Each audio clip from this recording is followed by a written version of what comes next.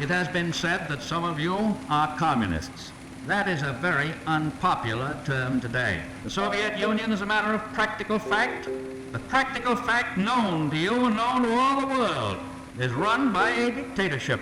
It shall be the policy of this nation to regard any nuclear missile launched from Cuba against any nation in the Western Hemisphere as an attack by the Soviet Union on the United States, requiring a full retaliatory response upon the Soviet Union. The Soviet Union is engaged in a relentless military buildup, overtaking and surpassing the United States in major categories of military power, acquiring what can only be considered an offensive military capability. Mr. Gorbachev, tear down this wall.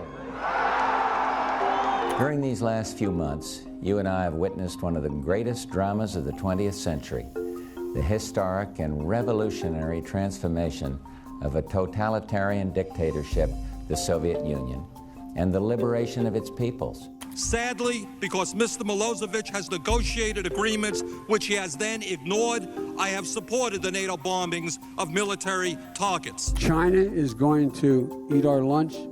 Come on, man. They can't figure out how they're going to deal with the corruption that exists within the system. I mean, they're not bad folks, but guess what? They're not.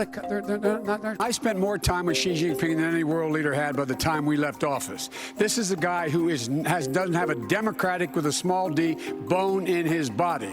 This is a guy who is a thug who, in fact, has 1 million Uyghurs in reconstruction camps, meaning concentration camps. This is the guy who you see what's happening right now in Hong Kong. And Beijing's actions continue to undermine the rules-based order and threaten the sovereignty of nations. In 1970, in the mountainous South American country of Chile, a presidential election was underway, where 83% of the country turned out to vote. Representing the Popular Unity Party, Salvador Allende, a socialist, came out on top, beating out his competition by a mere 1% of the vote. Interesting. And after only 3 years, on September 11, 1973, communist dictator Salvador Allende was kicked out of office by the people he brutally ruled over. Why? Because socialism never works. In 1983, in the former West African country of Upper Volta, a violent coup d'etat led by communist Pan-African terrorist Thomas Sankara ousted the democratically elected government. After gaining control and naming himself prime minister, Thomas Sankara changed the country's name to Burkina Faso, land of the proud people. Proud of what, I ask? But after only 5 years of violently ruling over his own people and doing absolutely nothing else, he was killed by the same people he claimed to represent. Why? Because socialism never works. In 1953, in the Southeast Asian country of Korea, after 3 years of the US military trying to emancipate its people from communist rule, the USSR-backed northern half of Korea split from South Korea due to Soviet pressure. And to this day, they continue to live under communist rule under the brutal Kim regime. And we all know how that's going, because socialism never works. In 1917, in the beautiful monarchical Russia, a violent mob of left-wing terrorists known as the Bolsheviks overthrew the Russian monarchy, ousting Tsar Nicholas II and brutally ending his entire lineage. Nearly 80 years passed of Russian communist rule, while at the same time invading and implementing communism throughout Europe, Asia, and Central America, ever encroaching on the last bit of democracy in the West. But after 80 years of brutal communist oppression, the Russian people finally had enough, rising up against their brutal dictatorship in the name of democracy, liberty, and justice for all. Their decades of suffering were truly brought to conclusion by the destruction of the Berlin Wall and the liberation of West Berlin. How did the fiercest communist regime in the history of the world eventually collapse by the mere power of its oppressed people? Because socialism never works.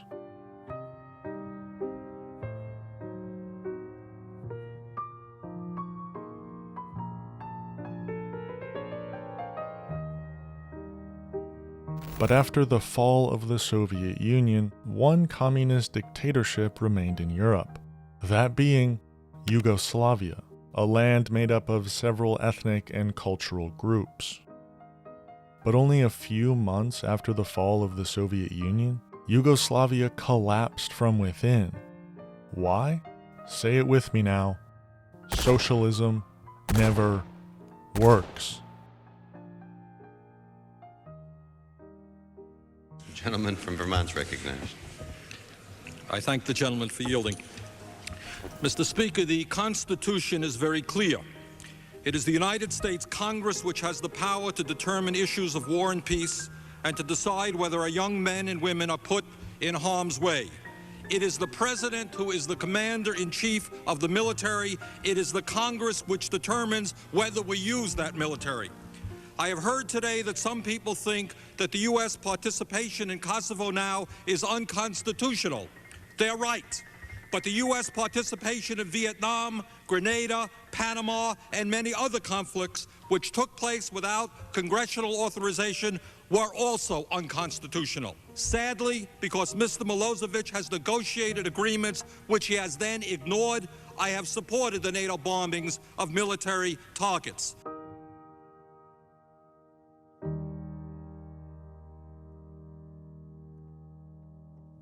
At one point in time, Earth had no socialism. Then we were taken over, engulfed by socialism, until today, when almost no socialism exists on Earth. Why is that? This is the history of socialism.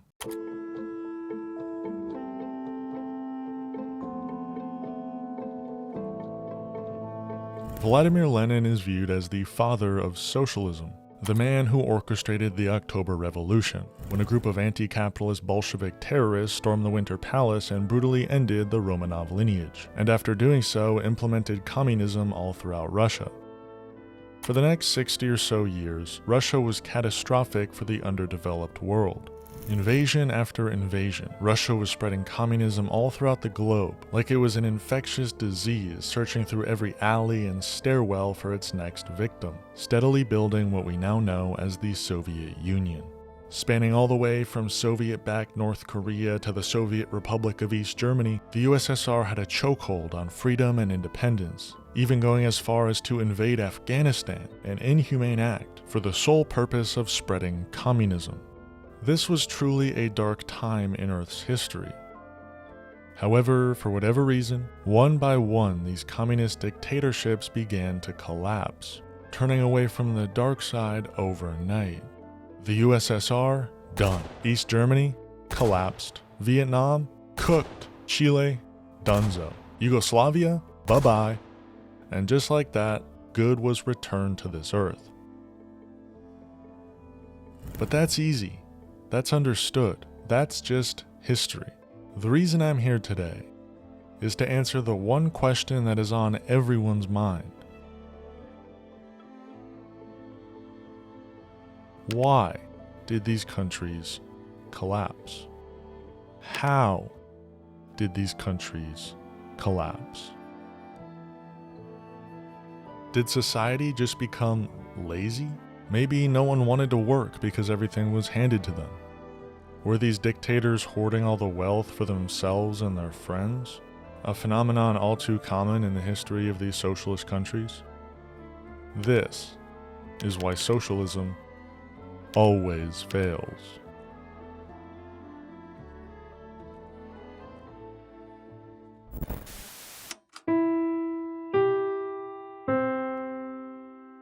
Today's broadcast is brought to you by viewers like you. Become a member today and unlock exclusive content at patreon.com/NorthstarRadio. Let's take a closer look at the history of communist Chile, to hopefully find a source, a reason, a catalyst, as they say, for its collapse. In 1973, Chile elected communist dictator Salvador Allende, but only a week after Allende took office, communist Chile's entire economy collapsed, and so did Salvador Allende's reign. But why? Why did communism work so poorly for Chile that their entire economy and society collapsed in only a week of Allende taking office? Well, Communist Chile was quick to implement government handouts. Left and right, they threw money at every poor, sick, hungry, desperate individual they could find on the street. And overnight,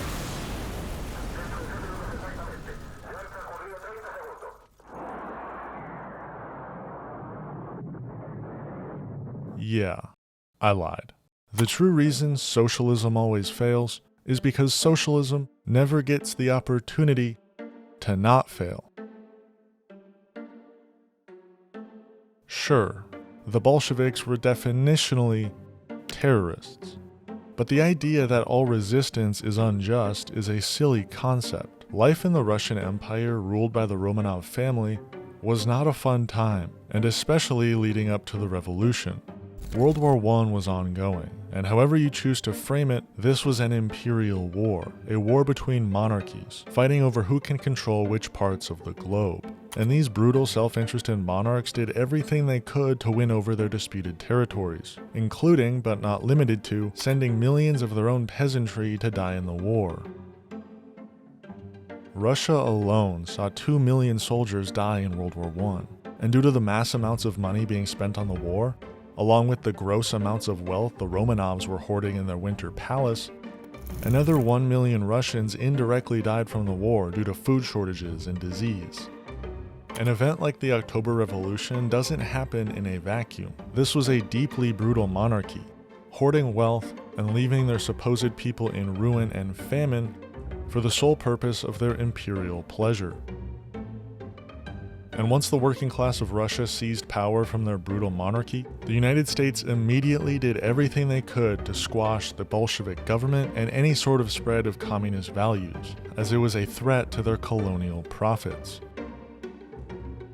During the Russian Civil War, fought between Bolshevik revolutionaries and the remaining factions of pro-monarchy Russians known as the White Army, the United States supported the White Army with money, weapons, and anything else they needed to destroy the Bolshevik movement. The United States also imposed economic blockades immediately following the October Revolution, as an attempt to starve out the new Bolshevik government. And although the United States had to ally with the Soviet Union during World War II to defeat Nazi Germany, the Second World War II came to an end. The Soviet Union became enemy number one until its unfortunate demise in 1991. Alright, let's go through these as fast as possible. In 1948, the United States enacted the Marshall Plan, giving loads of funding to Western European countries after the war to rebuild. But nothing went to the Eastern European countries or victims of Imperial Japan, who faced the brunt of the death toll, including 20 million Chinese people, which no one seems to ever mention. In March of the same year, the United States and its Western European allies enacted a trade embargo of advanced technology like computers to the Soviet Union, drastically limiting their ability to rebuild post-war. The next year, in 1949, NATO was established, which today seems to be understood as some sort of world police, but was originally designed with the sole purpose of intimidating and combating the USSR and their humanitarian efforts across the globe, stopping any potential expansion into Western Europe. The next year, in 1950, Radio Free Europe, an anti-communist radio broadcast, was founded, designed to expose Soviet citizens to Western ideas and spread lies about both communism and Western capitalism in hopes of creating dissent within the USSR. And in June of the same year, the famous Proxy Wars began. First, in Korea. The free nations have learned the fateful lesson of the 1930s. That lesson is that aggression must be met firmly. Appeasement leads only to further aggression and ultimately to war. Following World War II, Korea was split between the US and the USSR. But when talks of reunification were widespread throughout the country, the United States installed a far-right authoritarian anti-communist president, famous for his suppression of left-wing movements and the Jeju Uprising, where 14,000 civilians were killed by the US-backed South Korean government. This obviously caused the USSR-backed DPRK, or North Korea, to invade South Korea, as its people were being suppressed by the United States, even though left-wing ideas and talks of reunification were widespread throughout the country, not just in the North. And after 3 years of brutal warfare, where the US carpet-bombed the entirety of North Korea, targeting infrastructure, farms, government buildings, entire villages of innocent civilians, the war came to a temporary end with an armistice agreement. I don't have as much time as I would have hoped to go into the full depth of Korean history, so I advise you to please look into it if you don't believe me. We then moved to Vietnam, where its people were attempting to achieve liberation and independence from France and other Western powers, but the United States had other ideas. However, the USSR supported them in their independence movement. Are you noticing a theme here? After 20 years of that brutal war, a war so unnecessary and resource depleting that it caused mass social change in the United States and across the world, we decided to venture into the Middle East, into the beautiful socialist country of Afghanistan. The United States funded and assisted insurgent movements like the Mujahideen as an attempt to overthrow the already existing Marxist government of Afghanistan. This led the USSR to send 100,000 troops into Afghanistan to assist the socialist government in their fight against these rebel groups. You're noticing a theme, right? The United States couldn't care less about Afghani rebel groups, or French collaborating Vietnamese people, or even Ukrainians today. The United States' entire goal in these proxy wars was to fight against the liberation of people under colonial rule, as once achieving emancipation they would side with the USSR, a nation who was actually supporting them in their emancipatory efforts. Socialism didn't work in Afghanistan, in Vietnam, in Korea, not because socialism never works, but because socialism never works when you have the United States empire actively fighting against it by any means necessary. And don't even get me started on South America, a continent where between 1950 and 2019, the US supported 56 right-wing military interventions, all of which were to oust a left-wing government who sought to expel parasitic and destructive American companies. And yes, it happened in 2019, when the country of Bolivia tried to nationalize their lithium reserves. Elon Musk, someone who relies on cheap lithium reserves, pressured the United States to orchestrate a coup to oust the new Bolivian president. And the same president, Evo Morales, just survived another assassination attempt. They can't get rid of this man. But there is a silver lining in all of this. The United States can put its grubby little hands wherever it chooses to put them, squash whatever sort of movement that has any chance of limiting their global control. But what they can't do is beat resiliency, determination.